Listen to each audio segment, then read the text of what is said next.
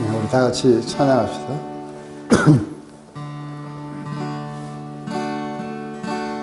Faithful one, so unchanging,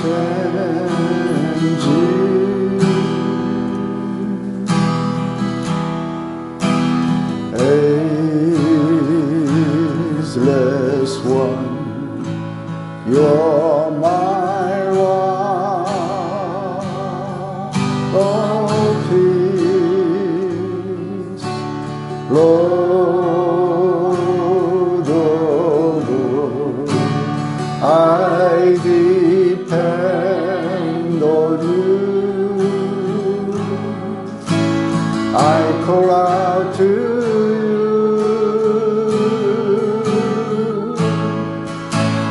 again and again. I call out to you again and again. You are my rock in times of trouble. You lift me up when I fall down, or through the storm. Your love is the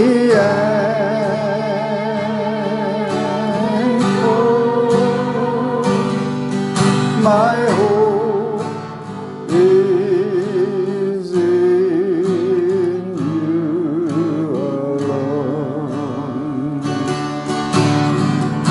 다시 한번 faithful one. Faithful one, so unchanging,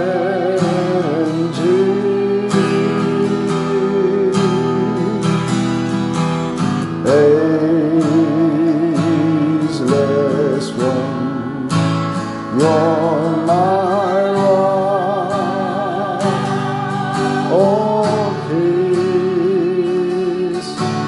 Lord of all, I depend on you.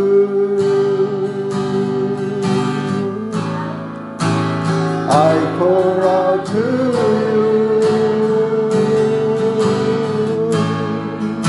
again and again.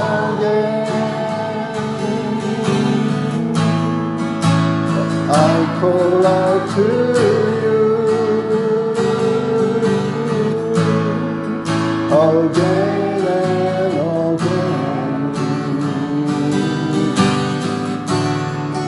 You are my rock in times of trouble. You lift me up when I fall down, or through the storm. Your love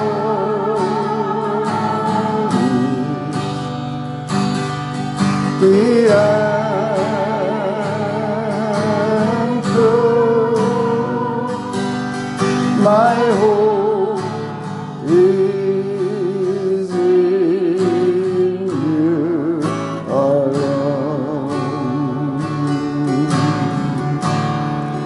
You are my rock in times of trouble. You lift me up when I fall down.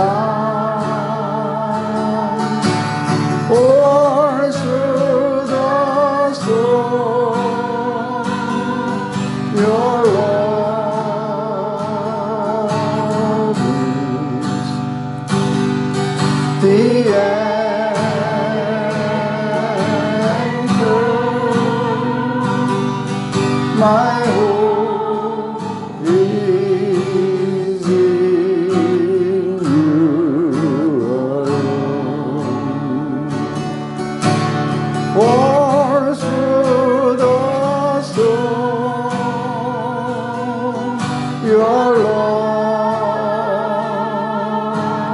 is the anchor.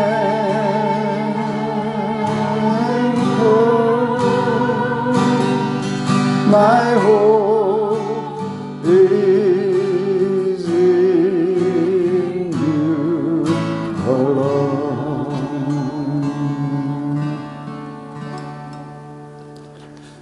하나님, 정말 오래전에 배웠던 찬양, 거의 40년이 다 돼가는 이 찬양인데도 불구하고 여전히 이 가사의 내용은 우리의 마음속에 깊이 와닿는 것은 하나님 늘 변화없으시고 영원한 우리의 반석이시기에 우리가 의지하고 또 우리가 위기 때에 주님을 부를 수 있는 그런 든든한 바위 같은 산 같은 분이시기 때문에 그렇습니다. 우리의 영혼 속에 주님이 우리와 함께 하신다는 이 의식이 얼마나 영혼의 든든한 닻이 되어서 우리가 소망 가운데서 모든 풍랑을 헤쳐나갈 수 있게 되는 것을 봅니다. 하나님, 오늘 또 우리가 사도행전을 통해서 사도 바울을 우리가 봅니다. 정말 아주 연약한 한 그릇을 들으셔서 온 세상을 변화시키는 그 일을 하시는 우리 주님의 놀라우신 역사들을 우리가 봅니다. 우리도 그 역사에 동참하고 싶고 또 그 역사의 한 부분이 되어서 하나님께 영광을 돌리기를 원합니다. 오늘 우리와 함께 하셔서 우리의 마음속에 다시 한번 힘을 주시옵소서. 예수님의 이름으로 기도드렸습니다.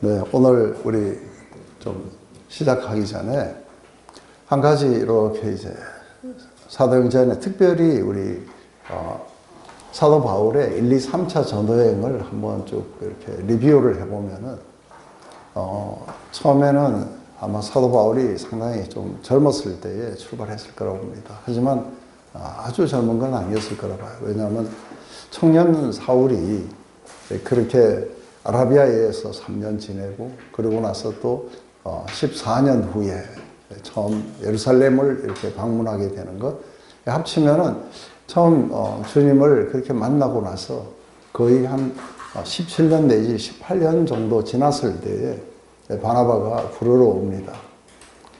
그래서 있기 때문에 제가 뭐 30살에 만났으면은 지금쯤 이제 48이고, 그래서 이렇게 보면은 나중에 늙은이라고 이야기하는 데까지 이렇게 보면 한 바울이 20년 정도 사역을 했습니다. 그러니까 그 20년 동안에 해보면은 아마 30 정도의 예수님을 만나지 않았을까. 그리고 48 정도부터 본격적으로 이제 전도여행을 이렇게 떠나가게 됩니다. 처음 이제 아주 굉장히 활발하게 떠나갔던 것은 그 성령께서 두 사람을 따로 세우라. 성령의 음성을 듣고 교회가 이제 두 사람에게 안수하고, 그리고 이들의 주 임무가 이게 사도며 이렇게 선교사로 파송이 됩니다. 처음 이제 구브로로 가는 것은 우리가 바나바의 고향이 거기 있었기 때문에 구브로로 갔습니다. 거기서 굉장히 많은 역사가 일어나고, 특별히 그 어떤 서기오 바울이라는 이 총독이 회심하게 되고, 거기에서 이걸 방해하던 박수무당 바예수, 그 사람이 눈이 먼 이런 어떤 역사가 일어납니다. 그렇게 해서 이제 터키의 남부였던 이 밤빌리아에 도착을 했는데, 거기에서 갑자기 무슨 풍토병이 있었는지 버가가 아니고 밑에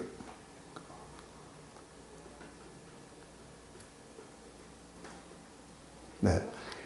거기 있는 도시가 버가 맞죠? 예. 제일 밑에. 예. 지금 자꾸 이제 위에 있는 거하고 헷갈려가지고. 근데 그 버가에 복음을 전해야 되는데, 거기 그걸 전달하지 못한 채 이제 거기서 마가는 도망을 가고, 그리고 바나바와 둘이만 올라갔다가, 안디옥에서 이제 복음을 전하고, 그리고 거기에서 처음에는 이렇게 좀 환영하는 듯 하다가 곧바로 유대인들의 환난으로 이게 이고니온으로 이렇게 오게 됩니다. 이고니온에서 또 이렇게 뭔가 핍박이 일어나고, 그래서 루스트라에 왔어요. 그죠? 근데 루스트라에 왔을 때 처음에는 참 좋았어요. 와서 이렇게 뭔가 제우스와 그 헤르메스다 이래가지고 굉장히 환영도 받고 이랬는데 뒤에 유대인들이 와서 선동을 하자 갑자기 돌을 던져갖고 거의 그 집안 죽은 줄 알고 성 밖에 내었는데 다시 이렇게 일어나서 저녁에 그렇게 그 사람들에게 복음을 전하고 이제 더베로 이렇게 갑니다. 한 가지 놀라운 건 더베에서 자기 고향인 다소까지는 그렇게 멀지 않는 거리인데도 불구하고 다시 교회를 든든하게 세우기 위해서 거꾸로 행진을 해가지고 나중에 내려와서 버가에서 다시 복음을 전하고 그리고 돌아오는 아주 성공적인 1차 전도여행을 했습니다. 그랬을 때에 여기에 상당히 관련되는 이 교회가 어느 교회냐면 이게 지금 가서 전달했던 이 교회가 갈라디아 교회입니다. 그래서 돌아온 지 얼마 안 돼서 갈라디아 교회에서 이제 연락이 온 겁니다. 그것은 반응적 율법주의에 이게 주로 이제 이 사람들은 누구냐면 바리새파에서 넘어왔던 믿는 사람들이에요. 이 사람들은 여전히 예수를 믿지만 복음 율법을 지켜야 되고 할례를 받아야 된다고 그렇게 생각을 했던 거죠. 그래서 이단이라기보다는 혼합주의가 일어난 것 같아요. 그래서 이제 갈라디아에 가서 그걸 전하자 이방인이었던 갈라디아 사람들은 이제 그것을 받아들여서 할례도 받고 이 법을 지키려고 하고 이런 일들이 일어나게 됩니다. 그래서 굉장히 격앙되어 썼는 게 우리가 갈라디아서입니다. 갈라디아서에서 이게 믿음 플러스 율법은 전혀 복음이 아니다. 저주받을 복음이다. 누구든지 그것을 전하는 자에게는 저주가 있을 것이다. 하면서 이제 실제적으로 그걸 물어봅니다. 너희들은 어떻게 해서 성령을 받았느냐. 그래서 너희들이 굉장한 역사가 일어났고 그리고 너희들 삶에 커다란 변화를 일으켰고 그리고 너희들이 이렇게 성령을 받은 것은 어떻게 받았냐? 법을 지켜서 받았냐? 아니면 믿었기 때문에 받았느냐? 이 말을 하면서 그렇게 어리석은 거냐? 하고 이야기를 합니다. 그러면서 이제 우리에게 주옥같이 성령 안에 사는 삶이라는 게 어떤 것인지를 이렇게 알려주는 이게 이제 갈라디아입니다. 그런데 이때에 얼마 후에 우리가 사도행전 15장을 맞이하는데 거기에서는 우리가 공회가 전부 산헤드린이 아닌 교회의 전부 공의회죠. 교회가 전부 다 모여가지고 이제 이 문제를 뭔가 확실하게 짚고 넘어가야 된다 해서 그때에 이렇게 바나바와 이렇게 바울도 여기에 이렇게 참여를 합니다. 그래서 결국은 베드로가 일어나서 우리도 매지 못했던 것들, 우리 조상들도 매지 못했던 멍에를 이방인들에게 하지 말자 하고 이제 최종적으로 야고보가 일어나서 성령과 교회는 이렇게 결정을 했다 하면서 이제 서로 테이블 매너예요. 그 식탁 교제를 할 때에 아주 조금 서로가 교제하는데 방해가 되는 요 네 가지는 금하라고 하고 나머지는 전부 자유케 해주자 하는 것이 이제 공회의 결정이었어요.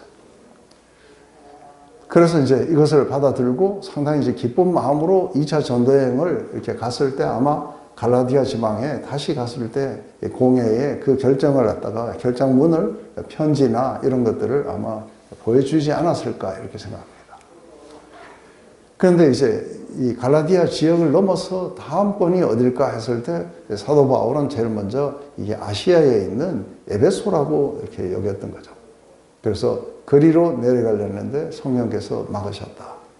그럼 거기가 아니면은 이제 또 하나의 커다란 청크가 어디냐면 흑해 연안이 있는 이 비두니아 여기가 이제 상당히 마음에 있었던 것 같습니다. 그래서 거리로 올라가려는데 예수의 영이 막았다. 그래서 뭐 때문에 그랬는지는 확실치 못하지만 그래서 이렇게 방향을 잃고 흘러 간 것이 이제 트로이 목마로 유명했던 드로아에 도착을 합니다. 거기서 밤에 꿈을 꾸고 그리고 마케도니아 사람들이 와서 우리를 도와라. 이렇게 해서 이제 빌립보로 건너갑니다. 하나님의 뜻인 줄 알고 갔다가 거기에서 귀신 들린 점치는 여자를 이렇게 귀신을 쫓아내줬다가 고소를 당하고 그러고는 이렇게 신라와 함께 같이 이렇게 매를 맞고 밤에 이렇게 투옥됩니다. 그렇지만 밤에 하나님을 찬양하니까 옥문이 열리게 되고 이러면서 그 간수와 그리고 기도처를 찾다가 만나는 이렇게 루디아의 그 옷 파는 여자의 그 일행들 이렇게 해서 빌립보 교회가 이렇게 형성이 됩니다. 거기서 이제 힘차게 출발해서 데살로니가에 가서 3주 정도 있었는데 굉장히 많은 사람이 믿었지만 저항도 굉장히 거세가지고 밤에 야간 도주해서 베레아로 도망을 갑니다. 근데 데살로니가에 있는 유대인들이 베레아까지 쫓아와가지고 그래서 급히 이게 베레아 사람들은 상당히 그 신사적이고 바울이 말하는 게 정말인가 싶어갖고 구약을 이렇게 읽어보기도 하고 그랬는데 데살로니가에 있는 사람들이 아주 거세게 와서 바울을 죽이려 하자 바울만 호령다신으로 사람들이 데리고 아테네로 갑니다. 그러면서 다시 이제 디모데와 실라를 데리고 내려오라 하고 이제 고린도에서 만나자 하고 바울이 혼자서 아테네에서 전도를 했지만 몇 명을 믿었지만 그렇게 큰 성공은 거두지 못합니다. 여기는 굉장히 철학이 강했던 곳이죠. 그러다가 이제 고린도로 넘어가서 거기에는 상당히 그 노예 출신과 퇴역 군인들이 많았는데 그런데 거기에서 대대적인 이렇게 성공을 거두는데 거기에서 저항도 만만치 않았어요. 그렇지만 예수님이 직접 나타나셔서 여기는 내 백성이 많다 이렇게 해가지고 이제 굉장한 성공을 거뒀어요. 아마 우리가 대충 어림잡기로는 그래도 거기에서 결신자들이 거의 한 2만 명이 나오지 않았을까 하는 정도로 굉장히 큰 성공을 거둔 게 고린도 교회예요. 그리고 나서 이제 다시 이렇게 또 갈 때는 배를 타고 에베소를 잠깐 들려요. 들렸는데 사도 바울이 캥거리아에서 머리를 깎고 이게 뭔가 서원을 갖다가 끝내기 전에 끝내고 나서 다시 올 것이라고 생각했는지 다음에 하나님이 이리로 보내시면 또 오겠다 하고서는 돌아갔다가 곧바로 이제 3차 전도행 때는 에베소에 갑니다. 그런데 이때 에베소는 어마어마한 성공을 거두게 되죠. 그래서 이렇게 어마어마한 성공을 거두어서 있는데 그런데 이렇게 가는 곳마다 이렇게 핍박도 있고 하는데 하여간 교회는 서가서 없어지진 않아요. 그리고 고린도 교회는 교회가 굉장히 컸는데 문제도 많았어요. 그래서 사도 바울이 사실 한번 다녀와요. 그렇지만 사도 바울의 말을 잘 듣지 않아요. 고린도 교인들이. 그러다가 이제 디도를 보내고 근심 속에서 이제 드로아에서 만나기로 했는데 드로아에 없어서 이제 마케도니아로 건너갔다가 거기에서 이게 디도를 만나게 돼요. 그 결과 이제 고린도 교회가 돌아섰다는 이야기를 듣고 굉장히 기뻐서 그리고 이제 다시 고린도로 왔다가 겨울에 항해를 하기가 어려워서 조금 이제 기다리려고 했는데 이때 로마서를 쓰게 돼요. 그래서 우리가 지금까지 보면 갈라디아서가 어떻게 써졌고 데살로니가 전후서가 이렇게 고린도에서 썼어요. 그리고 로마서도 마지막 3차 전도행 때 고린도에서 이걸 쓰게 돼요. 근데 돌아가려고 배를 타고 가려는데 이제 자객단이 여기까지 왔다 해서 사실 늘 살해의 위협을 받고 있어요. 그게 예루살렘에서부터 거기까지가 거리가 어마어마한 거리인데 그런데 여전히 자객단이 활동하고 있다는 걸 봐요. 그래서 이제 배를 타고 가는 거는 다른 사람들은 배를 타고 가고 사도 바울과 몇 명의 일행은 이제 걸어가지고 이 드로아에서 만나기로 하자. 그래서 이제 드로아에서 이걸 다 만났는데 오는 도중에 사도 바울이 예루살렘으로 들어가면은 아주 체포가 되고 큰 고난이 있을 것이라는 이야기를 듣게 돼요. 그래서 이제 우리 잘 아는 이 드로아에서 아소까지 거기까지는 사도 바울이 이제 혼자서 걸어가기로 하고 다른 사람은 배를 타고 그래서 아소에서 만납니다. 그리고 오순절까지 이렇게 들어가기 위해서 뭔가 시간을 지체하지 않기 위해서 에베소를 들리면 에베소가 워낙 큰 교회이기 때문에 그래서 밀레도에서 이렇게 리더들만 불러가지고 그 이야기를 합니다. 내가 주께로부터 받은 사명, 이 복음을 완성시키려고 하는데 내 생명을 조금도 아까운 것으로 여기지 않겠노라. 이러면서 아주 결연한 의지로 향해를 해서 지금 가게 됩니다. 그때에 처음 전도를 했던 구브로를 왼쪽으로 이렇게 바라보면서 가게 됐죠. 그리고 이제 돌로마이 거기에서 교인들이 나와서 울면서 바닷가까지 나와서 무릎을 꿇고 그렇게 들어가는 걸 갖다가 말렸습니다.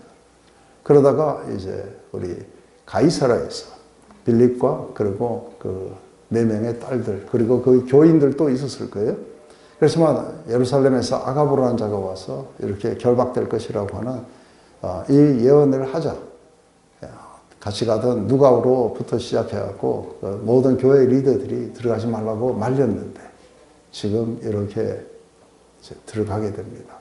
가서 교회가 이 반응적 율법주의를 이렇게 뭔가 해결하기 위해서 들어갔는데 여전히 유대인들이 믿는 유대인들이 그것 때문에 조금 화가 나 있는 부분이 있어서 그들을 달래주기 위해서 그래서 이렇게 나시린의 소원을 했는 이 4명의 머리 깎는 비용과 그리고 재물 비용을 이렇게 대면서 7일 동안 들어가서 성전에서 그것을 마치고 나오다가 체포돼요.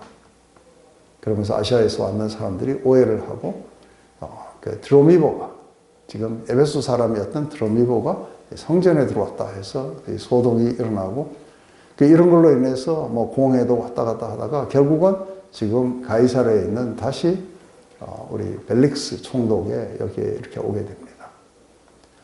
지금까지 이렇게 오면서 이게 벨릭스 앞에 왔을 때에 사실은 공회에서도 무죄 선고를 받았고 그리고 이제 벨릭스 이 사람도 또 천부장도 이 사람에게 별 죄가 없다 하고 이제 계속 무죄 선언이 일어날 겁니다. 그리고 그 뒤에 왔는 베스도도 무죄를 선언해요. 그리고 이제 오늘 그 마지막에 우리 다음 시간에 나오겠지만 아그리빠 왕도 만약에 네가 황제에게 상소 안 했다면 무죄 방면이 될 수 있었는데 하고 무죄를 선언하게 돼요. 아무 죄가 없었어요. 사도 바울의 삶은 그 죄하고 상관이 거의 별로 없었을 거라 봐요. 그런데 놀라운 건 뭐냐면 이제 우리가 갖는 의문은 이거예요. 이렇게 온 힘을 다해서 하나님을 섬기고자 했고 그리고 자신의 베스트를 다해서 섬긴 자에게 왜 이렇게 고난이 많은가? 그냥 평범하게 이렇게 살아서면 안 당할 그런 고난들을 너무 많이 당하는 거예요. 그래서 이렇게 매번 우리가 그 고린도 전서에 보면은 나는 매일 죽는다 이야기를 해요. 그것은 자기 자아가 죽는다는 얘기 아닌 거예요. 매일매일 죽음과 싸우고 있다는 거예요. 매일 언제 죽을지 모르는 그런 어떤 상황 속에 늘 자기가 있다고 이야기를 하는 거예요. 그렇다면 왜 신실했던 사도 바울을 늘 그렇게 죽음의 위협 속에 늘 다니도록 주님은 그렇게 허락하실까? 그리고 그 유대인들이 그렇게 폭행을 하고 막 이럴 때에 뭔가가 그 사전에 좀 이렇게 안 막아주시고 그러면서 그게 다 끝나고 난 뒤에 말씀하시는 거예요. 오늘 여기서 잘했다. 근데 로마에서도 그렇게 해야 될 것이다. 그래서 늘 이렇게 뭔가가 부려만 먹는 그런 삶 같아요. 그래서 사실은 이게 조금 이렇게 험한 사역을 많이 했는 사람들이 있어요. 선교사들 가운데도 있고 또 NGO 비슷하게 이렇게 했는 사람들도 좀 약간 자신의 삶이 하나님께 헌신하고 난 뒤에 굉장히 이렇게 험한 삶을 살고 있다고 이렇게 생각하는 사람들이 시간이 지나면서 어떤 그 개념에 사로잡히냐면은 악덕 기업주를 만났다 이런 이야기들을 많이 하는 걸 제가 들었어요. 실제로 선교사들로부터 악덕 기업주다.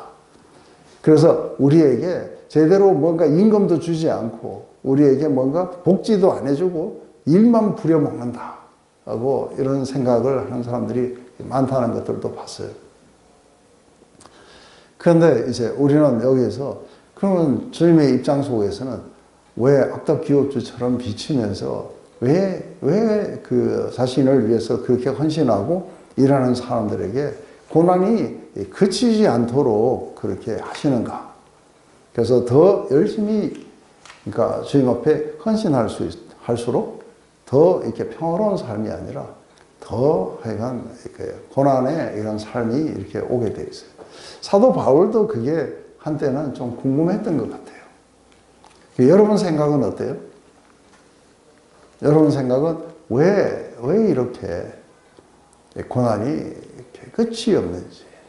오늘 제가 1차, 2차, 3차 다 하고 난 뒤에 체포되는 데까지 이야기를 전부 다 했어요. 그죠? 고난과 고난의 연속이에요. 왜 이렇게 하실까?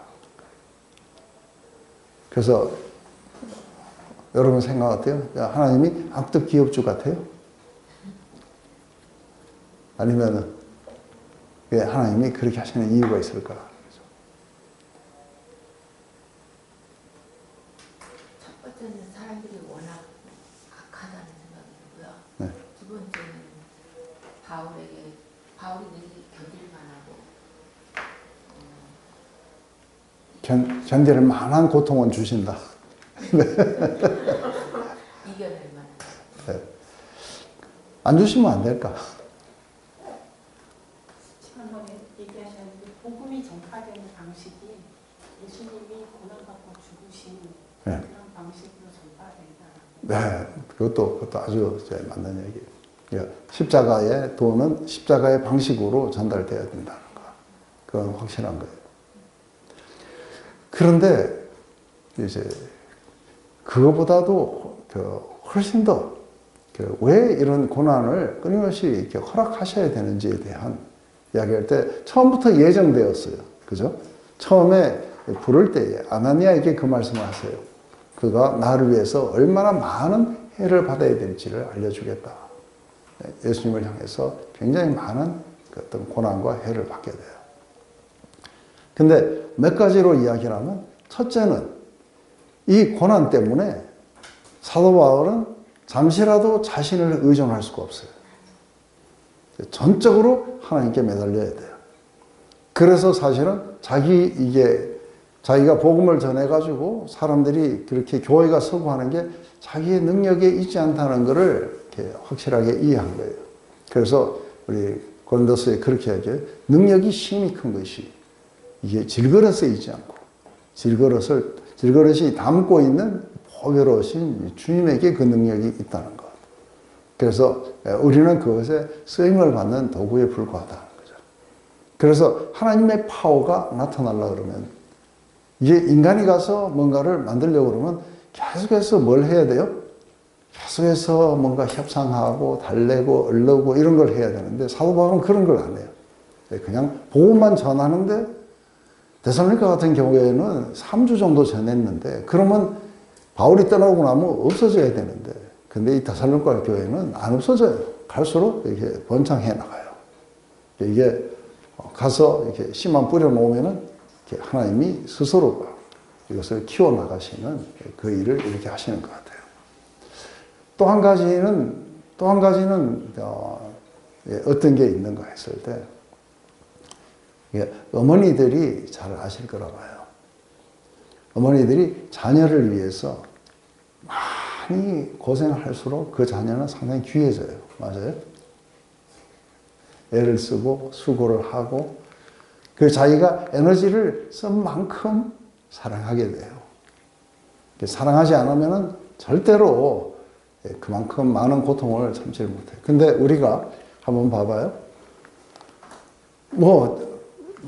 말썽 부리고 속 상하게 하는 자식은 집 나가라 해버려버린다잖아요.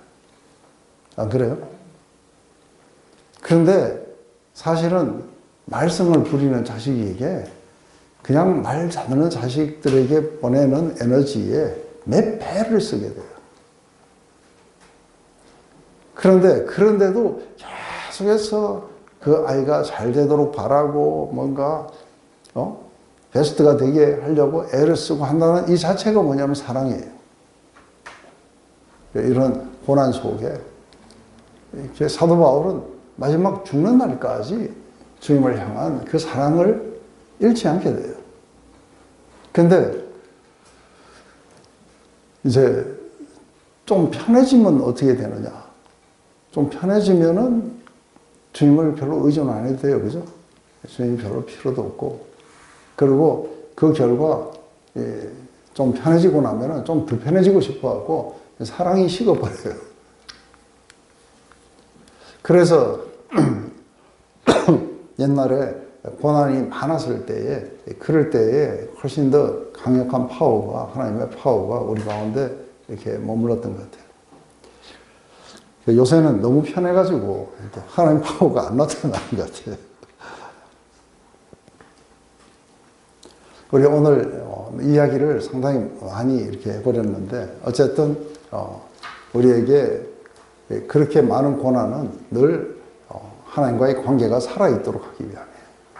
그 사랑도 살아있고, 그리고 하나님을 의존하는 것도 살아있고, 이게 끝나면은 인간은 자기 스스로가 뭘 만들어 봐야 그게 나중에 가면 다 헛거라는 걸 알게 될 거라 봐요. 우리 지난 시간에 잠깐 했는 건데, 벨릭스가 이 도에 관한 것을 더 자세히 아는 거로 연기하여 이르되, 천부장 루시아가 내려오거든 너희 일을 처결하리라 하고, 백부장에게 명하여 바울을 지키되 자유를 주고 그 친구들이 그를 돌보아주는 것을 금하지 말라 하니라. 이게 벨릭스는 노예 출신으로서 성공했던 사람이에요. 그래서 이 사람은 이렇게 뇌물을 많이 받고, 그리고 상당히 판결도 어긋나게 했던 사람이에요. 그렇지만 지금 이렇게 판결을 뒤로 미룬 두 가지 이유는, 한 가지는 이렇게 사도 바울에게 뭔가 죄를 물을 만한 그런 게 없다는 것을 알았고, 그럼에도 붙잡아 두는 두 가지 이유는, 하나는 우리가 유대인들하고 이렇게 뭔가 관계가 나빠지면 안 되기 때문에 판결을 내리기보다는 미루는 게 낫다고 생각했고, 또 하나는 미루는 배경에는 이렇게 돈을 받을까 해서 그렇게 판결을 내리지 않고 이게 질질 끌면서 사실은 2년간을 그렇게 그러니까 감옥이 아닌 감옥이죠. 거기에 이렇게 나온 거죠.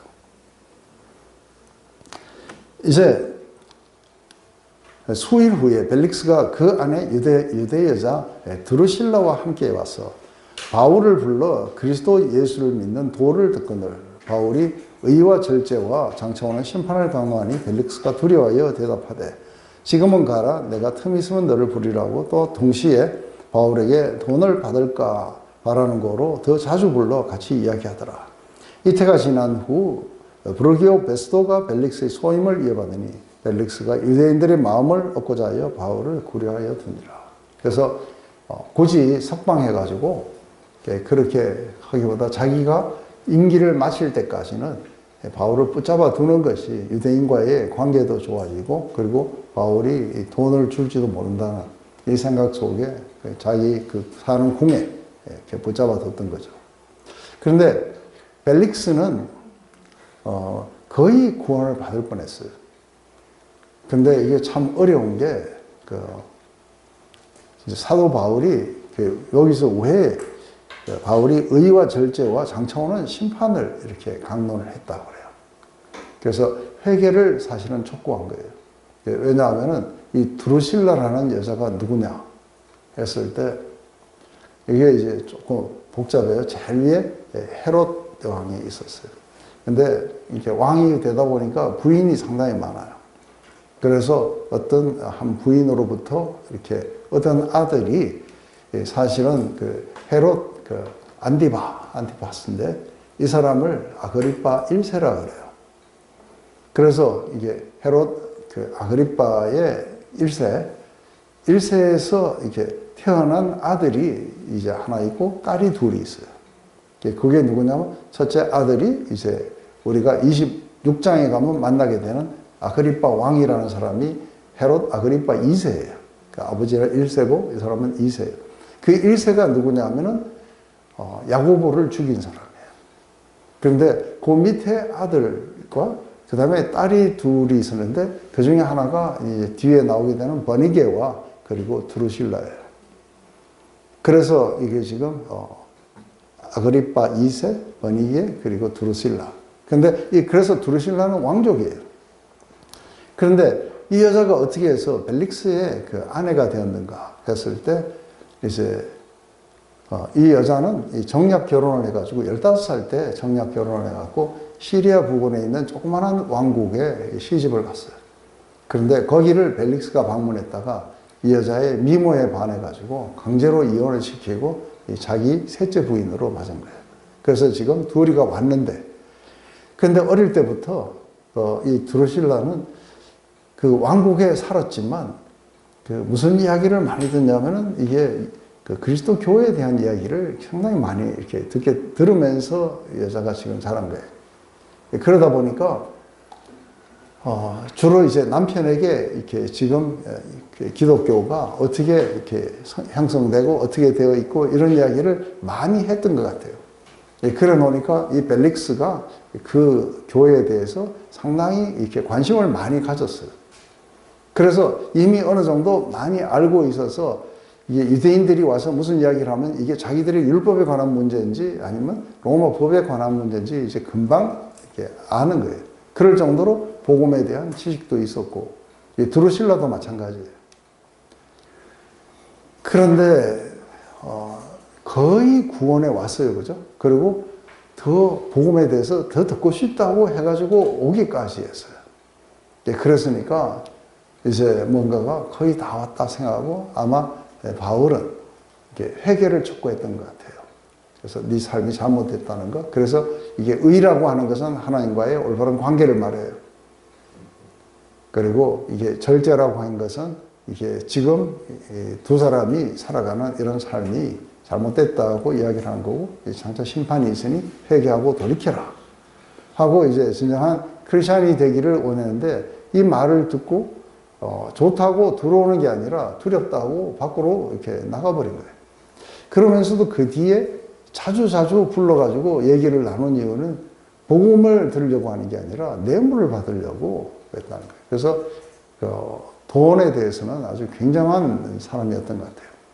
이렇게 해서 이제 소임을 다 마치고 간 것 같지만 사실은 그 1세기에 요세푸스라는 이 역사가는 소임을 다 못 마치고 갔어요. 그래서 고발에 의해 가지고 소환되고 갔다 그래요. 갔는데 자기 형의 그 백과 그다음에 그동안 벌어놓았던 돈들을 좀 이렇게 뇌물로 바치고 해서 풀려났어요. 그러고 나서 이 두 사람 사이에 아들이 하나 있었어요. 근데 그 셋이서 이제 거의 은퇴하다시피 해서 아주 휴양도시로 유명했던 폼페이로 간 거예요. 폼페이에서 무슨 일이 일어났어요? 화산 폭발로 해서 다 죽었어요. 이때가 마지막 찬스였어요. 그런데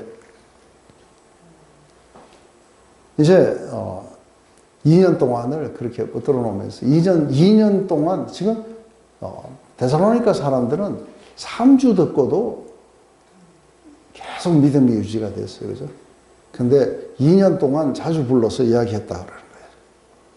그러면 자주 불러서 이야기하다 보면 복음에 관한 이야기가 분명히 나왔을 거라 봐요. 그죠?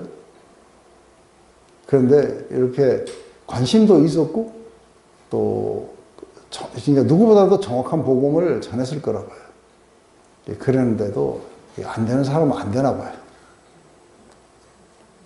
그래서 이 마지막 순간에 그것을 거절하고 그리고 떠나가게 되죠. 그러면서 이제 베스도가 이제 돌아왔어요.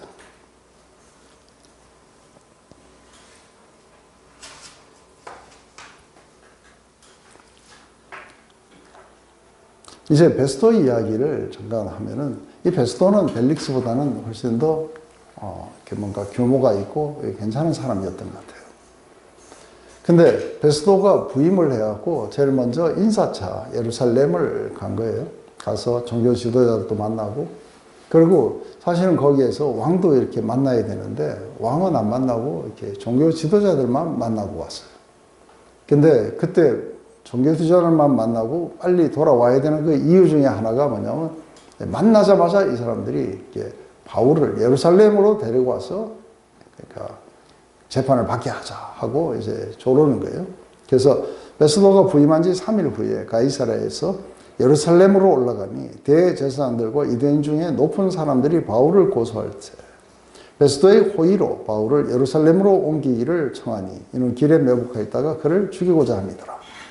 베스도가 대답하여 바울이 가이사랴에 구류된 것과 자기도 멀지 않아 떠나갈 것을 말하고 또 이르되 너희 중 유력한 자들은 나와 함께 내려가서 그 사람에게 만일 옳지 아니하는 일이 있거든 고발하라 하니 베스도가 그들 가운데서 8일 혹은 10일을 지낸 후 가이사랴로 내려가서 이튿날 재판 자리에 앉고 바울을 데려오라 명하니 그가 나오매 예루살렘에서 내려온 유대인들이 둘러서서 여러 가지 중대한 사건으로 고발하되 능히 증거를 대지 못한지라.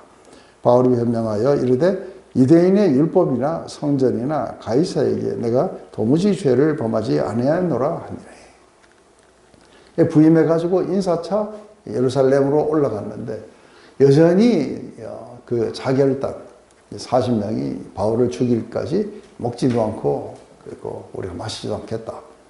이 사람들이 여전히 활동하고 있어요. 그래서 이제 이 바울을 죽일 수 있는 유일한 방법은 이게 뭔가가 지금 총독이 이거를 맡고 있는 한에는 뭔가 법적으로는 죽일 수 있는 방법이 없다고 생각합니다. 그러니까 이제는 자객을 보내서 살해하는 수밖에 없다.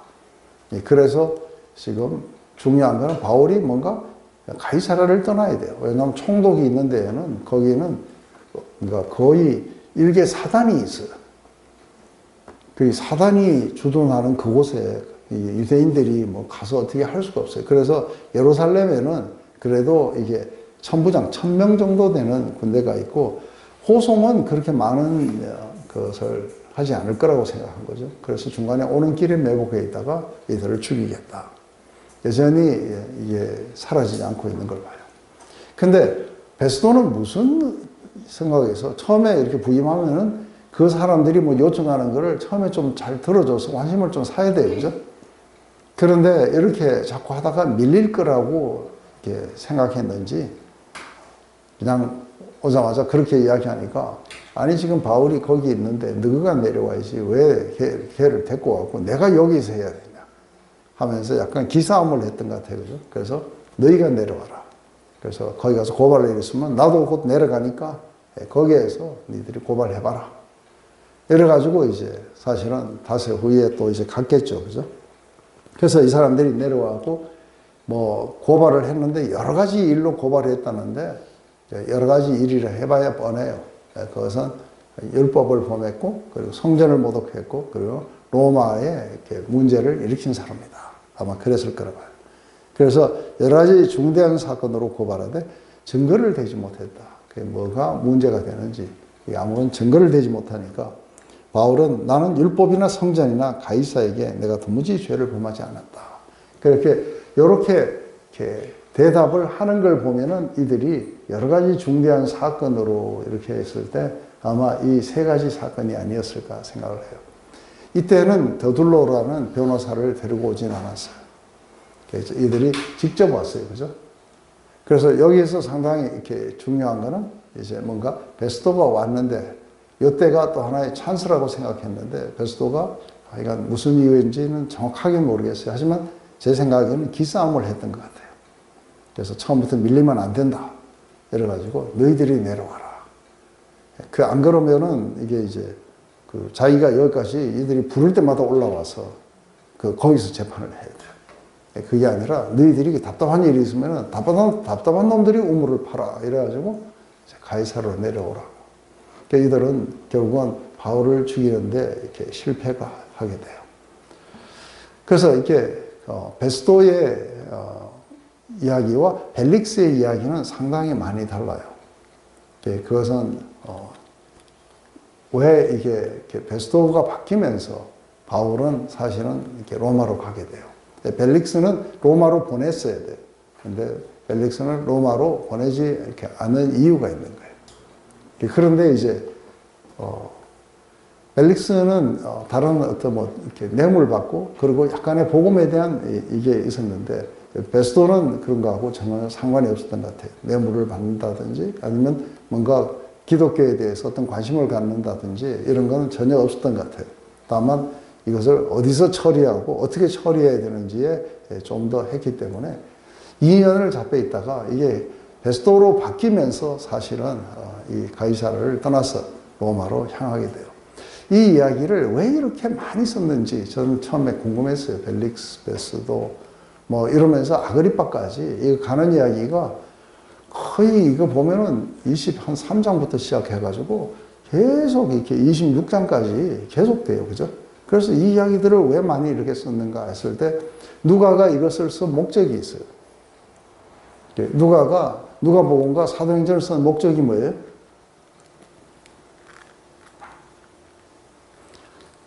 이걸 누구에게 썼어요? 데오빌로 각하에게 썼어요. 그래서 뭔가 유력자였을 거라고 봐요. 데오빌로 각하라고 하는 걸 보니까. 근데 지금 바울은 어디에 있는가 하면 로마 감옥에 있어요.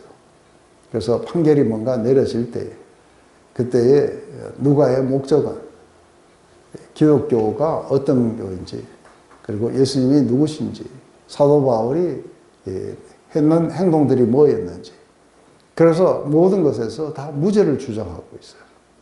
그래서 기독교는 좋은 종교였고 예수님도 죄 없이 돌아가셨다. 근데 사도 바울도 죄가 없는 상태에서 이렇게 질질질 끌면서 여기까지 왔다. 이게 재판장이었는지 아니면 자기가 뭔가 성경 공부를 가르치던 고관이었는지 누군지 모르지만 상당히 높은 지위에 있는 사람인 건 분명해요. 데오빌로. 이것은 이렇게 로마 사람이었던 건 확실해요. 이름 자체가 이게 데오빌로예요. 그러니까 그 사람에게 바울이 얼마나 억울하게 이렇게 갇혀 있었는지에 대한 이 이야기들을 조금 이렇게 하려고 했던 것 같아요. 우리 잠시 쉬었다가 또 합시다.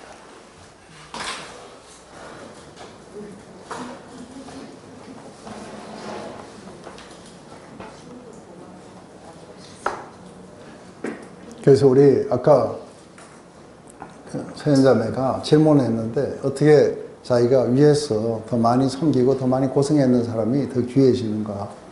여기 이 찬양이 있는 거 아세요? 그 똑같은 노래가 있는 거. 주 내 맘에 오신 후에 나 사랑하시네. 주께 내 맘 드린 후에 더욱 섬길수록 더 귀한 주님. 다 아시네요. 이 찬양 있는 건 아시죠? 더욱 섬길수록 더 귀한 주님. 근데 이게 프리징 됐어.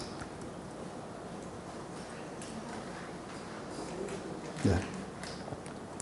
근데 우리가 가이사는 왜 가이사라고 할까? 그 황제를. 근데, 네? 카이사르. 근데 왜 카이사르라고 이야기할까? 했을 때, 이게 영어로는 시저예요. 시저 이름, 시저가 들어간 이름이 있는데, 생각나는 사람 있어요? 시저가 들어간 사람. 로마 사람 중에서 유명한 사람이죠. 줄리어스 시저예요.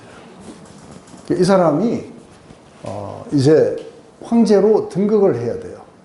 근데 이 줄리어스 시저라고 했는 시저의 영어 이름으로 시저 했는 거를 로마식으로 발음하면 카이사르예요.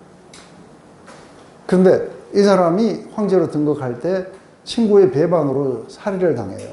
그래서 원로원에서 이렇게 칼을 찔렀는데 마지막 찔른 사람이 누구예요? 블루투스. 요즘 나오는 블루투스 저거죠. 블루투스 너도냐 하고 이제 죽은 거예요. 근데 이 줄리어스 시저에게는 양 아들이 둘이 있었어요. 그 중에 하나가 옥타비아누스가 있었고 또 한 사람은 그 클레오파트라하고 둘이 사랑했던 그렇죠. 안토니우스. 이 둘이가 있었는데 줄리어스 시저가 죽고 난 뒤에 이 두 아들이 패권 다툼을 했는데 여기에서 옥타비아누스가 빌립보에서 전투에서 승리하면서 이제 황제로 등극해요. 그래서 이름이 옥타비아누스에서 아우구스투스로 바뀌어요. 그래서 이 아우구스투스가 누구냐면은 요셉과 마리아에게 가서 호적하라고 했는 사람. 그래서 예수님이 태어날 때 이 사람이 초대 황제가 되어서 그래서 이 사람이 아우구스투스 가이사르. 그래서 그때부터 시작해갖고 황제 이름을 줄리어스 시저의 뒤에 나오는 카이사르라는 이 이름으로 이제 황제로 계속해서 이렇게 불렀던 거죠. 그래서 가이사에게 하는데 카이사르. 바로 이게 로마의 황제를 지칭하는 이름이 된 거죠.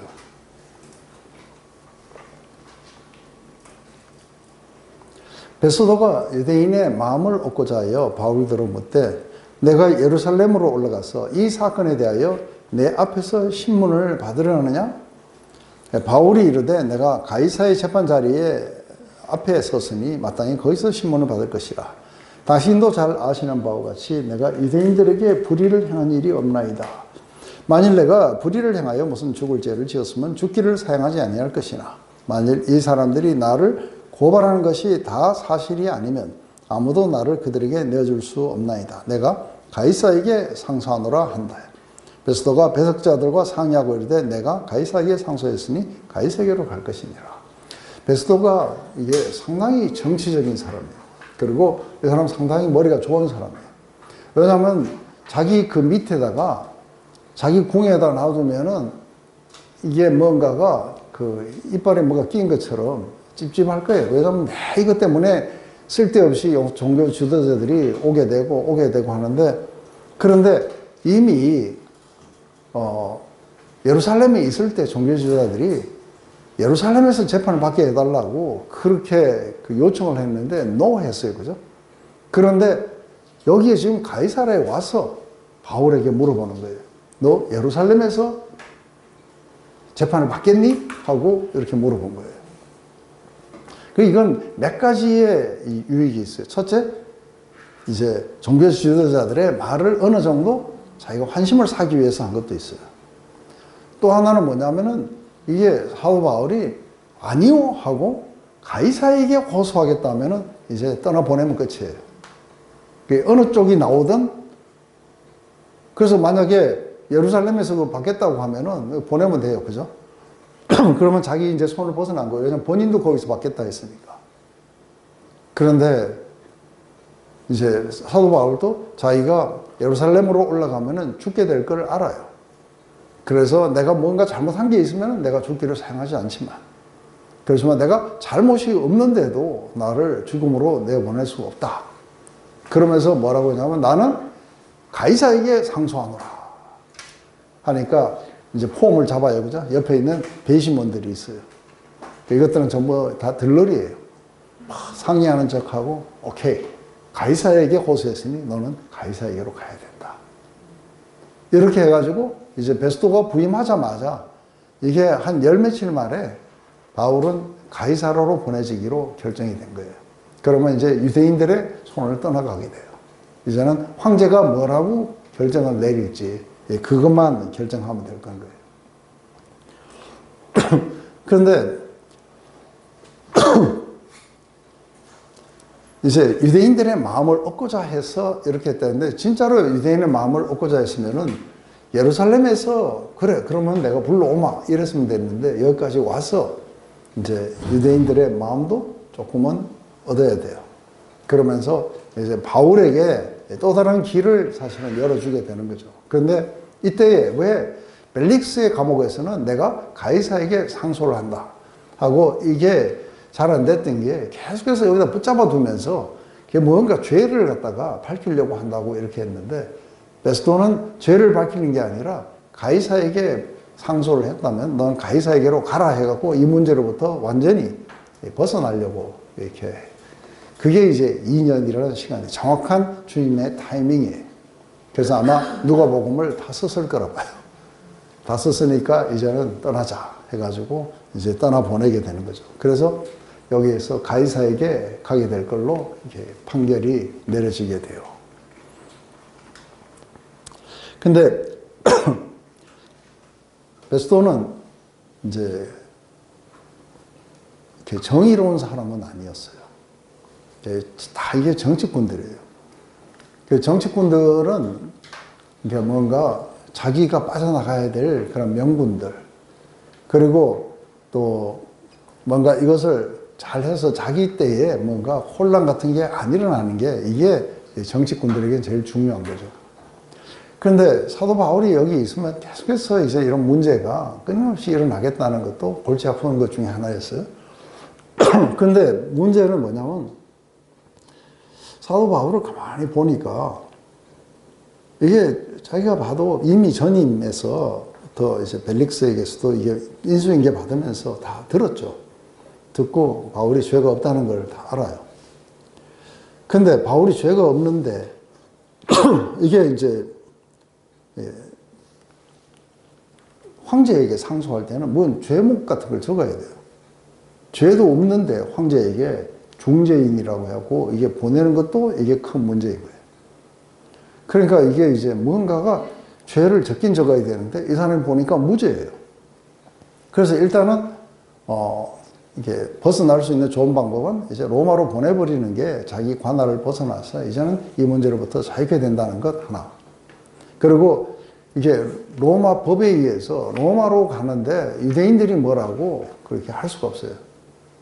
그러니까 지금까지 이슈는 예루살렘에서 재판을 받느냐 아니면 가이사랴에서 재판을 받느냐인데 지금 그게 아니라 뭐예요? 팔레스타인 땅 안에서도 아니고 지금 이제 로마에서 재판을 받는다는 거예요. 그래서 그리로 보내지기 때문에 이제 유대인들의 이 범위도 벗어나게 돼요.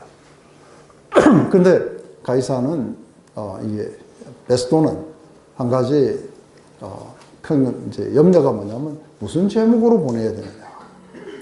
그런데 죄가 없다는 것을 이렇게 분명하게 베스도도 알았는데 그렇다고 해서 죄가 없는 사람을 계속 붙잡아 두니까 그렇고 죄가 없는 사람을 죽음으로 보내는 것도 그렇고 지금 죄가 없는 사람을 가이사에게 상소하는 것도 그렇고 베스도의 이 문제는 상당히 이제 이렇게 뭔가 이렇게 심각했을 거라 봐요. 그래서 일종의 세처를 쓰면서 일단은 유대인들로부터는 구해서 뭔가 로마로 보내야겠다고 이미 결정을 했던 것 같아요. 그러면서 이제 로마 시민이기 때문에 분명히 이렇게 로마로 상소하면은 무조건 보내줘야 돼요. 그래서 좋다. 네가 했으니까 가이사에게 가게 될 것이다. 그래서 이제 드디어 헤르공에서 벗어나서 이제 로마로 가는 길이 열리게 됐고 이것은 주님의 뜻이었어요. 그런데 우리가 생각할 때는 막 주님이 만약에 미리 말씀하시면 않으면은 주님은 그냥 아무 관심이 없었는데 자기 혼자서 혈혈단신으로 막 해가지고 빠져나가고 간 것 같이 그렇게 느껴질 거예요. 그렇지만 사실은 주님은 이 사건들이 어떻게 진행이 되고 그리고 사도 바울은 어떻게 해서 로마로 가게 될지 이것을 갖다가 이미 그분이 이렇게 경영 속에 이게 다 들어있었을 거라 봐요. 늘 로마에 가고 싶다고 그랬어요. 그래서 이게 목표는 스페인까지예요. 그런데 로마로 가서 너희들에게 뭔가 이 복음을 잘 전달하고 그리고 너희들의 도움을 받아서 스페인까지 가고 싶다. 그랬는데 가긴 가는데 죄수의 몸으로 이렇게 가게 돼요. 근데 이게 죄수의 몸으로 가는 것도 또한 주님의 이렇게 뜻이 있었던 거죠.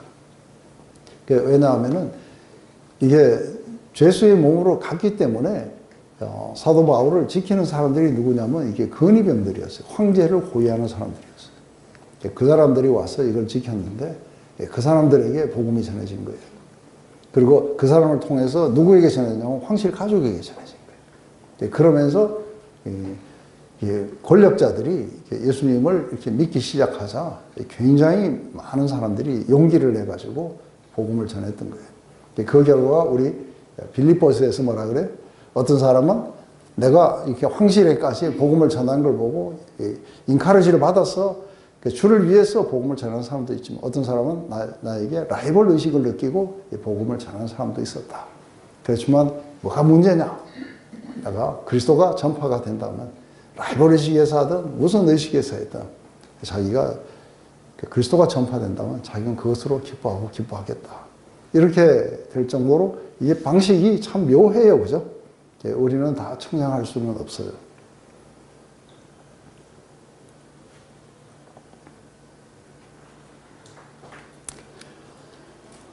그래서 이게 좀 긴데 누가 대신 읽어주면 좋은데 소현이가 읽어볼래? 아니, 저는 금요일날 3종 경기 출전해서 안 된다. 지금 컨디션 조절한다고 그랬대. 성빈 자매가 읽어주는 게 좋겠다. 왕과 버니게가 베스도에게 문안하러 가이사랴에 와서 여러 날을 있더니 베스도가 바울의 이유로 왕에게 구하여 이르되 벨릭스가 한 사람을 구류하여 두었는데 내가 예루살렘에 있을 때 유대인의 대제사장들과 장로들이 그를 고소하여 정죄하기를 청하기에 내가 대답하되 무릇 피고가 원고들 앞에서 고소 사건에 대해 분명할 기회가 있기 전에 내세운 것은 로마 사람의 법이 아니라 하였노라. 그러므로 그들이 나와 함께 여기 오매 내가 지체하지 아니하고 이튿날 재판자리에 앉아 명하여 그 사람을 데려왔으나 원고들이 서서 내가 짐작하던 것 같은 악행의 혐의는 하나도 제시하지 아니하고 오직 자기들의 종교와 또는 예수라 하는 이가 죽은 것을 살아있다고 바울이 주장하는 그 일에 관한 문제로 고발하는 것뿐이라. 내가 이 일에 대하여 어떻게 심리하는지 몰라서 바울에게 묻되 예루살렘에 올라가서 이 일의 신문을 받으려느냐 한즉 바울은 황제의 판결을 받도록 자기를 지켜주기를 호소하므로 내가 그를 가이사에게 보내기까지 지켜두라 명하였노라 하니 아그리빠가 베스도에게 이르되 나도 이 사람의 말을 듣고자 하노라. 베스도가 이르되 내일 들으시리이다 하더라. 아유, 고맙습니다. 네.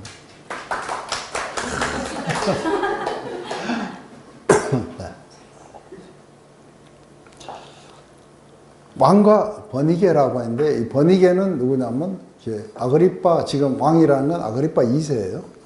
그리고 버니게는 그 여동생이에요. 그리고 그 밑에 막내 동생이 누구예요? 드루실라예요. 그래서 이게 3남매가 아그리빠 1세의 자녀들이에요.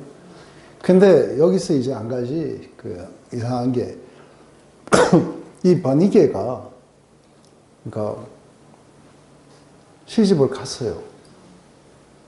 근데 이게 이제 문제는 뭐냐면 오빠가 그렇게 좋았던 거예요. 그래갖고 갔다가 오빠하고 살림을 차린 거예요. 그래갖고 비난을 받으니까 또 시집을 갔다가 이제는 도저히 이제 다른 사람하고 싫다 해서 와서 지금 자기 여동생인데 왕비가 돼 있어요. 그래서 아그리빠 2세의 부인이 누구냐면 자기 여동생이에요. 이게 버니게예요. 그래서 요즘 같으면 피플지에 매일 사진이 나올 사람이에요. 근데 뭔가가 이렇게 드루실라도 그랬고 버니게도 그렇고 아주 어마어마하게 미인이었나 봐요. 그래서 이게 다 헤롯 가문이기 때문에 정통 유대인이라고는 말하기 어려워요. 왜냐하면 이게 이두메인 그러면 이제 에돔 사람이에요, 그죠? 에돔 사람들 이렇게 섞여 있기 때문에 정통 유대인들은 아니에요. 그래서 유대인 드루실라라 하지만 이 유대인은 정통은 아니에요. 다 이제 에돔 사람들하고 섞여 있는 사람들이죠. 근데 한 살 어려요, 한 살. 왕보다 한 살 어린 여동생 버니게예요. 그래서 이게 좀 가문이 여기 보면 헤롯 안티파트 이게 2세의 밑에서 이런 이제 여러 사람인데 그 중에서 이제 우리가 아는 이 헤롯 대왕이에요. 그래서 헤롯 대왕의 미리암네와 해가지고 지금 여기에서 아리스토블루스라는 이 사람과 함께 이렇게 요 계통을 통해 갖고 누가 왔냐면 아그리빠 1세가 온 거예요. 그래서 요 사람이 야고보를 죽인 사람. 요 밑에 누가 있냐면 헤롯 아그리빠 2세가 있고 버니게가 있고 이게 드루실라가 있어요. 그래서 이게 헤롯 대왕 밑에서 이 밑으로 내려와 가지고 뭐 복잡해요. 이 부인들이 이게 엄청나게 많아요, 그죠?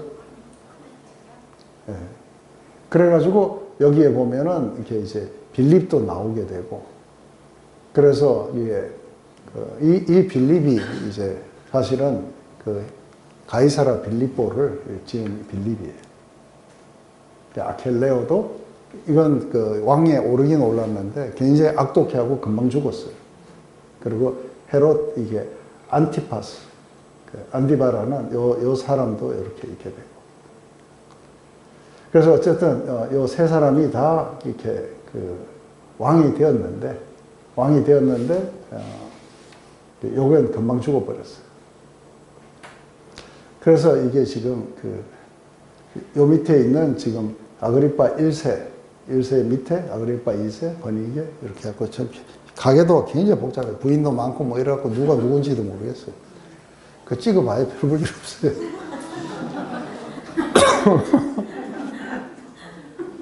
그런데 놀랍게 이게 본붕왕이라는 거는 어떤 이제 이게 팔레스타인을 지역을 이렇게 형제들도 많고 하다 보니까 나눠 가지고 다스려요. 그래서 이름을 본붕왕이라고 그래요. 그래서 이제 그 나눠 가지고 다스렸는데 그 요 사람이 그 누구의 무슨 권한도 가지냐면 대제사장도 임명하는 권한이 있어요. 그래서 처음에 이제 바울이 잡혀갔을 때에 그때의 대제사장이 아나니아였어요. 그죠? 예수님 때는 이렇게 가야바고. 그런데 요때에 이제 요 사람이 본붕왕이 되면서 대제사장을 바꿔버렸어요. 그래서 처음에 바울이 잡혔을 때는 아나니아인데 지금은 이스마엘로 바뀌었어요. 그럴 정도의 또 고난도 가지고 있어요. 그래서 지금 이제 아까도 얘기했지만 이게 피플지에 나오는 만큼의 이제 이게 오빠하고 친오빠 한 살 바로 위에 있는 친오빠하고 이렇게 해서 그러니까 서로 이제 그런 관계 속에 해서 아주 굉장히 이제 복잡했는데 더 웃기는 건 뭐냐면 나중에 열심당원들이 반란을 일으켜요. 그러면은 요때가 그러니까 한 거의 이제 이렇게 바울이 떠나갈 때쯤 됐으니까 AD 59년쯤 됐을 거라 봐요. 그러면은 요때 한 20살 뭐 조금 넘었다고 쳐요. 그러면은 이게 AD 70년이면은 지금부터 11년 후예요. 그럼 적어도 30대 중반쯤 됐는데 그때에 로마의 나중에 황제가 되는 이 디도 장군이 와가지고 이거를 싹쓸이했어요. 싹쓸이하고 나서 버니게하고 버니게를 자기 여자로 마시게요. 그러니까 이게 이쁘긴 굉장히 이뻤나 봐요. 그죠? 그래서 나중에는 그 디도 장군의 정부가 돼서 그렇게 살아가게 돼요. 근데 이제 총독이 새로 왔기 때문에 이제 왕이 인사차 온 거예요. 인사차 오면서 자기 이제 동생이자 부인인 버니게를 데리고 여기를 이렇게 나타난 거죠. 근데 여기서 이제 이렇게 보면은 베스토가 바울의 일로 이제 왕께 고했다 그래요. 여러 날을 함께 같이 머물렀는데 이제 베스토가 여기에 바울이라는 자가 있는데 이 자를 어떻게 했으면 좋을지 모르겠다. 그래서 자기가 예루살렘에 있었을 때에 이제 제사장과 뭐 장로들이 자꾸 이렇게 예루살렘에 데려다가 그렇게 하자고 하면서 저를 고소했는데, 근데 요 말은 이제 실제로 그랬을 수도 있고, 왜 그러냐면 누가가 그때 당시에 다 이렇게 적지 않았을 수도 있어요. 그런데 그때 했는 말을 대충 적었는데 뭐 베스토는 실제로 이 말을 했을 수도 있고 아니면 거짓말을 자기를 불품하게 좀 하는 수도 있어요. 그래서 제사장과 장로들이 그를 고소하여 정죄하기를 내가 대답하되 무릇 피고가 원고들 앞에서 고소 사건에 대하여 변명할 기회가 있기 전에 내주는 것은 로마 사람의 법이 아니라 하였노라. 이건 좀 약간 생소한 거예요. 그죠? 지금 그때 이슈는 뭐냐면 어디서 재판을 받느냐에 대한 문제가 이슈였는데 이것을 내주느냐 안 내주느냐. 그래서 자기는 정당하게 로마법에 의해서 정당하게 지금 다루었다 하고 이야기합니다. 그러므로 그들이 나와 함께 여기에 오면 내가 지체하지 않고 이튿날 재판 자리에 앉아 명하여 그 사람들을 데려왔으나, 그래서 그 사람을 이게 바울이에요. 바울을 데려서는 원고들이 서서 내가 짐작하던 것 같은, 자기는 이미 알았다는 이야기예요. 그게 뭘 알았냐면 악행의 혐의는 하나도 제시하지 아니하고 오직 자기들의 종교와 또는 예수라는 이가 죽은 것을 살아있다고 바울이 주장하는 그 일에 관한 문제로 고발하는 것뿐이라. 이건 로마가 관여할 문제가 아니에요. 왜냐하면 한 사람의 신앙에 관한 문제이기 때문에 이것은 로마는 아무 관계가 없어요. 그런데 악행의 혐의를 제시해야 되는데 하나도 제시 못했다. 그래서 베스토의 마음 안에서 뭐예요? 이 사람은 무조건 무죄인 거예요. 무죄다. 그리고 지금 뭐 예수가 부활해서 살아있다고 주장하는 거, 이걸 가지고 로마가 이렇게 법을 이렇게 어떻게 할 수가 없는 거예요. 그래서 내가 이 일에 대하여 어떻게 심리할지 몰라서 바울에게 묻되, 어떻게 이거를 해야 될지 몰라서 물었다고 해요. 예루살렘에 올라가서 이 일에 신문을 받으려 하느냐 한즉 바울은 황제의 판결을 받도록 자기를 지켜주기로 호소하므로, 그래서 내가 그를 가이사에게 보내기까지 지켜두라고 명하였다 하니, 아그리빠가 베스도에게 이르되 나도 이 사람의 말을 듣고자 하노라. 베스도가 이르되 내일 들으시리라. 그래서 자기는 이 베스도의 말을 좀 더 이렇게 요약을 하자면은 뭐냐면, 왕에게 지금 이제 왜 왕에게 이걸 물어보느냐 하면은, 왕에게 이 말을 이렇게 물어보는 건 뭔가가 죄목을 찾으려고 하는 거예요. 안 그러면은 사실은 상소할 때 이 사람이 무죄인데 상소합니다, 이게 좀 말이 안 되잖아요. 검찰이 무죄 상소 이런 거 들어봤어요? 이런 건 없어요, 그죠? 그래서 뭔가 죄목을 이제 씌워서 보내야 그래도 되는데, 안 그러면 황제가 왜 아무 죄도 없는 사람을 여기 보냈냐 이렇게 하면은 베스도가 이게 할 말이 없는 거예요. 그래서 대제사장들이 이렇게 고소를 하기에 자기는 바울에게도 당당하게 변명할 기회를 줘야 된다고 생각한다. 그게 로마의 법이었다. 그런데 이제 그 사람들이 그렇게 하고 지금 이 재판석에 내려와갖고 이 사람들이 뭔가 계속 고발을 했는데, 그 내용을 들어보니까 악행을 말하는 게 아니고 계속해서 뭔가 자기들의 신앙의 문제, 특히 예수님이 지금 죽었는데 다시 살아있다고 주장하는 것, 이거밖에 없었다. 그렇기 때문에 이 일을 자기는 어떻게 처리할지를 몰라서, 그래서 네가 예루살렘에서 판결을 받겠느냐 하는 것은, 이건 이제 종교 문제니까 종교적으로 해결을 하겠느냐, 아니면 네가 황제에게 이것을 호소하겠냐는데, 황제에게 호소했기 때문에 이제 황제에게 보낼 때까지 이를 지켜두라고 했다. 그러니까 아그리빠 1세가 이거를 듣고 싶어 하는 거예요. 바울이라는 자를 만나보고 싶어 하는 거예요. 왜냐하면 이게 이 가문이 상당히 기독교에 대해서 약간 좀 이렇게 호기심 같은 게 많았던 것 같아요. 드로실라도 그랬고 버니게도 그렇고 아그리빠 왕도 바울을 만나가지고 뭔가 이렇게 듣고 싶어 하는 거예요. 그래서 우리가 다음 시간에 가면은 아주 유명한 아그리빠 왕 앞에서 마지막 자기가 다메섹 도상에서 주님을 만난 이야기와 함께 거기에서 아그리빠 왕을 전도를 해요. 그때 유명했던 이야기가 뭐예요? 이렇게 체인에 묶인 것 말고는 당신이 나처럼 되기를 원합니다 하면서 아주 담대하게 아그리빠 왕에게 이렇게 전도를 하니까, 아그리빠 왕은 뭐라 해요? 너의 많은 학식이 너를 미치게 한 거 아니냐, 네가 아주 적은 말로 나를 그리스도인으로 만들려고 하는구나. 그런데 만약에 네가 황제에게 상소 안 했으면 넌 무죄였는데 하고 전부 무죄 받아내요. 천부장 무죄, 공의 무죄, 벨릭스 무죄, 베스도 무죄, 아그리빠 무죄, 다 무죄를 받아내요. 그렇지만 죄수로 잡혀가요. 그리고 마지막에 황제의 무죄. 그래서 풀려나요. 이제 이러면서 이제 드디어 누구를 만나게 되느냐면은 이제 아그리빠와 이제 바울의 이게 만남을 지금 이제 하게 되겠죠.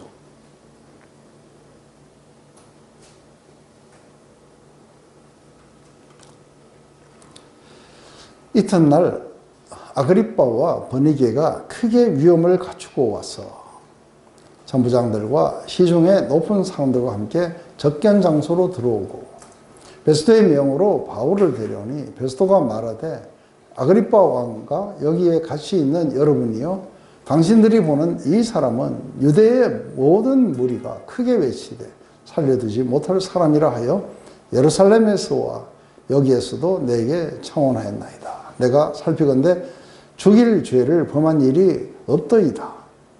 그러나 그가 황제에게 상소한 거로 보내기로 결정한나이다. 그에 대하여 황제께 확실한 사실을 알릴 것이 없으므로 신문한 후 상소할 자료가 있을까요? 당신들 앞, 특히 아그리빠 왕 당신 앞에 그를 세웠나이다. 그 죄목을 밝히지도 아니하고 제수를 보내는 것은 무리인 줄 아나이다. 결국은 이게 목적이었어요. 그래서 이게 아그리빠에게 이제 이걸 보는 거예요. 근데 지금 여기에서 보면은 아그리빠, 버니게, 여기에서 이제 뭔가가 사도 바울을 만나러 가는데 어마어마한 의상을 해가지고 나가는 거예요. 그래서 크게 위험을 갖추고 왔어. 그래요. 그래서 뭐 왕복을 상징하는 무슨 자색 옷을 입고 뭔가 자기가 이제 재판장인 것처럼 해서 이렇게 나왔겠죠. 번이게 하고.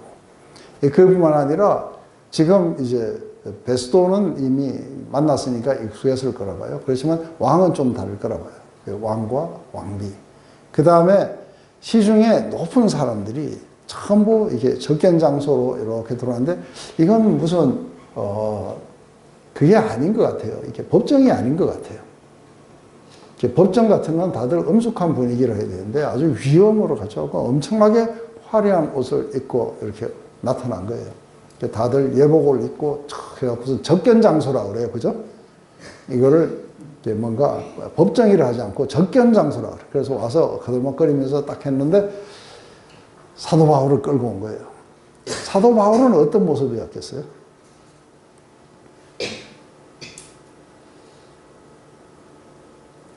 사도 바울은 저같이 생겼어요? 아니면은 반장이처럼 생겼어요? 네?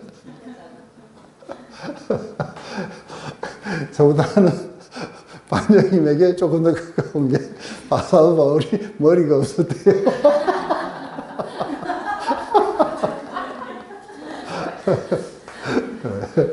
그리고 키가 좀 이렇게 작았고, 그리고 코가 매부리 코였대요. 그래요? 에이, 그냥 아니죠. 매부리 코고, 유대인들 가운데 매부리 코들 많아요. 그래서 매부리 코면서 머리도 이렇게 없고, 그리고 키도 작고, 그래서 그 사도 바울이 늘 자기가 고린도에 가서 그 많은 큰 교회를 세워놓고 난 뒤에 사도 바울의 이 외모가 시원찮은 거예요. 우리가 성경에서 뭐냐면 알력이 없다고 그래요. 얼굴에 힘이 없는 거예요.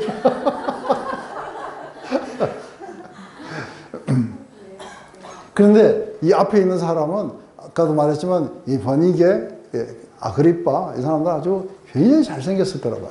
왜냐하면 그 여동생이 그렇게 절세의 미인들이면은 오빠도 어느 정도 이렇게 잘생겨요.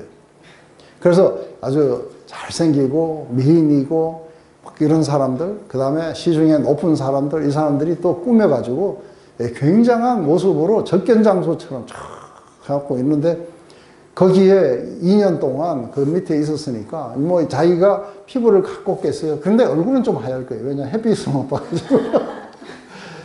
그러니까 뭐 그렇게 잘 먹었겠어요?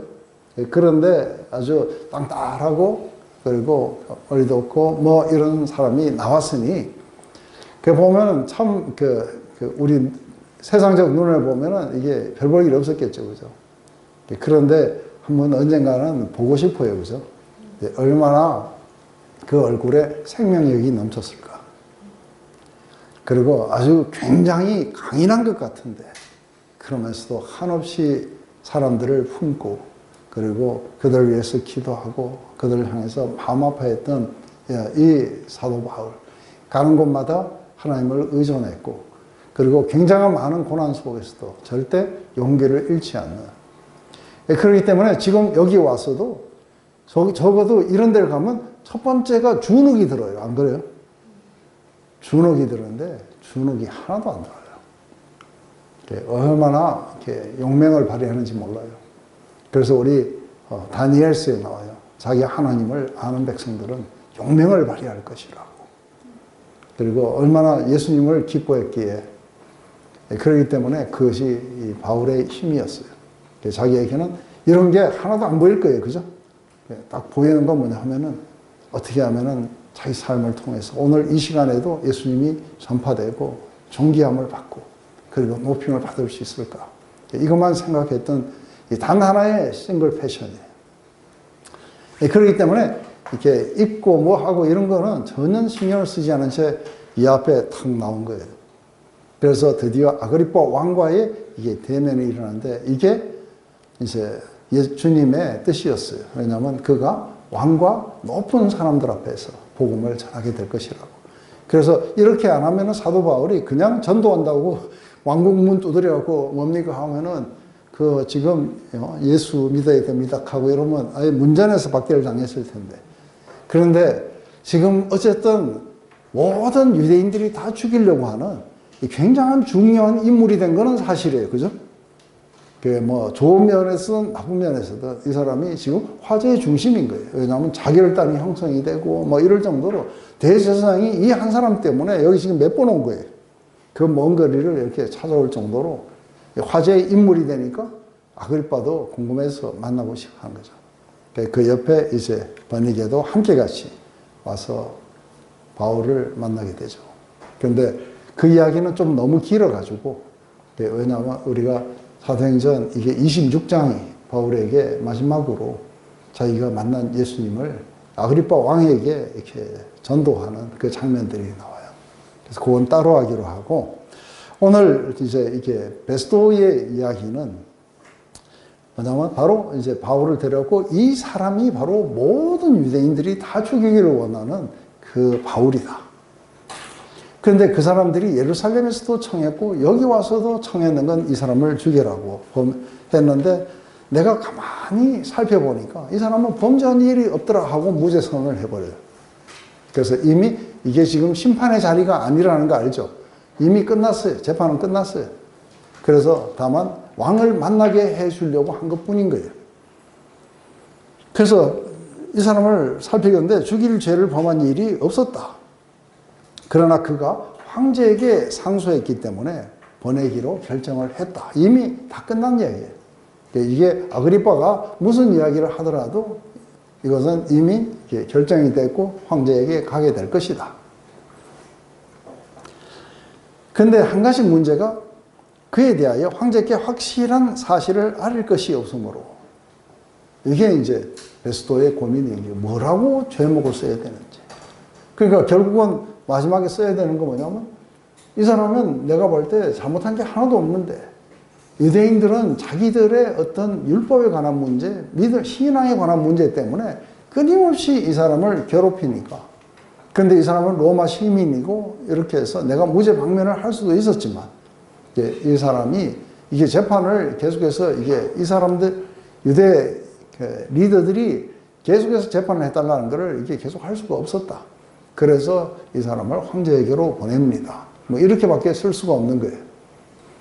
그래서 황제께 확실한 사실을 알릴 게 없으므로 신문한 후, 그래서 오늘 이렇게 아그리빠 왕이 한번 같이 신문을 한 후에 상소할 자료가 있을까 해요. 그래서 뭔가가 자료가 있으면은 이 사람은 어떤 것들이 의심스러워서 보낸다든지 뭔가가 이렇게 있어야 된다는 거죠. 그래서 당신 앞, 특히 아그리빠 왕 당신 앞에 글을 세웠나이다. 아그리빠를 만나게 했는 이유가 거기에 있다. 그 죄목도 밝혀지지 아니하고 죄수를 보내는 것이 무리한 일인 줄 아나이다. 죄가 뭔지도 모르면서 황제에게 보내는 것은 조금 문제가 있다. 그래서 당신이 와서 이걸 조금 더 해달라. 그래서 여기 위험을 갖췄다고 하는 이 위험에 해당되는 그게 뭐냐면 판타지아예요. 판타지아라고 하는 거는 이게 어떤 뜻이 있느냐면 허례허식 이런 뜻이에요. 과시, 허식, 허용. 그래서 뭔가 사람들 앞에 이렇게 뭔가 보이기 위해서 그렇게 했죠. 이게 이제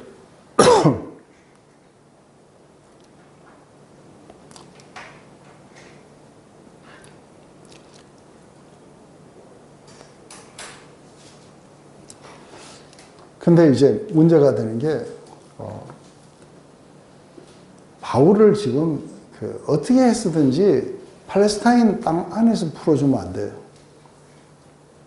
그러면은 살해당할 위험이 상당히 커요. 풀려났다 이러면은 사격단들이 이제는 호의도 없어요. 그죠? 그래서 마구 이제 공격을 해올 거라 봐요. 그래서 사실은 이게 헤롯 궁에 갇혀 있던 것이 사실은 보호가 됐었어요.